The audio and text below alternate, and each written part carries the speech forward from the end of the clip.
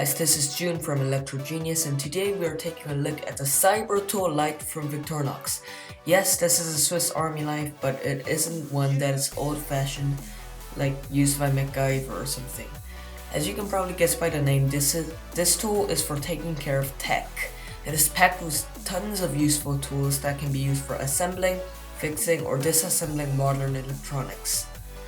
The Cybertool comes in a very simple box. We have to slide the white box out of the gray paper frame to reveal what is inside. The first thing we can see is a user's guide, which explains about the warranty information on the front page and about all the tools that consist the different types of Cybertools. The one that I received was the Cybertool 34 with 34 functions, which we will get to later. And of course the Swiss knife itself, which is the red transparent version and is the only color of the knife available.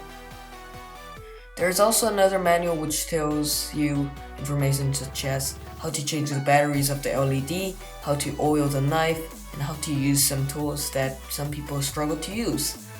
If you want a tutorial showing you how to oil your knife, make sure to leave a like. Now let's talk about the functions of the awesome looking knife.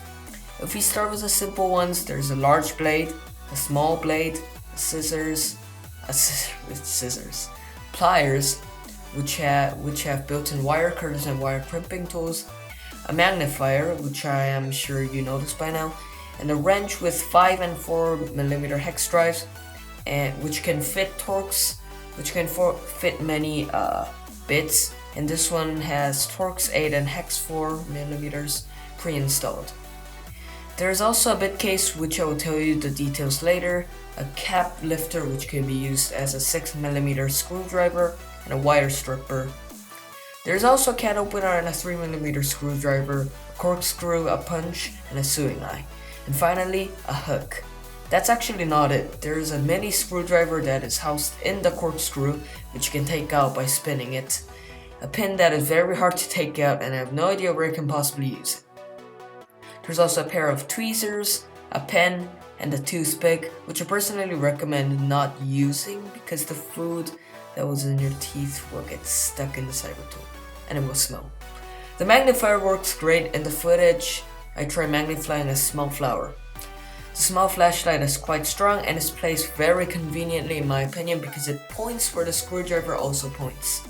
Back to the bit case. The bit case can only be opened when the wrench is also open. It kind of makes sense, you know. It contains 3 pieces with 2 bits each. This one has bits filled at 0 and 1. This one has bits filled at 2 and slotted 4mm. Finally, this one has bits Torx 15 and 10. Unfortunately, this does not have any pentalobe screws, which are used in almost all Apple devices, so sorry iSheeps. It also doesn't have Torx 5, which is quite disappointing as there are many devices that use Torx 5 screws. But the case does include many necessary and cool bits, so forgive Victorinox. In fact, I tried disassembling my dad's old PC with the Cybertool Lite only. And I had almost no problem except removing the front panel, which in this particular case, I needed a long stick that could press the lever that releases it, which won't be a problem for modern cases because that's not the case these days. Get it? Case? No? Okay. Now let's talk about aesthetics and portability. The Cybertool series are categorized by Victorinox as medium pocket knives, although it is relatively thick compared to most of the knives.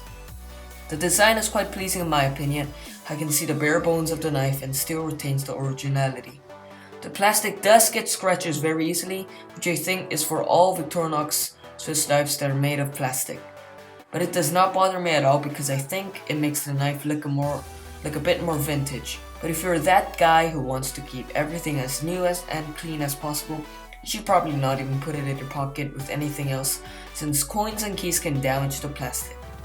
Overall, I'm satisfied with this knife, and I'll be using this on my upcoming PC build in June. I definitely recommend this product, especially for PC modders and product designers. That's about it for today. Thank you very much for watching. Make sure to hit that like button and subscribe for more. I'll catch you in the next video.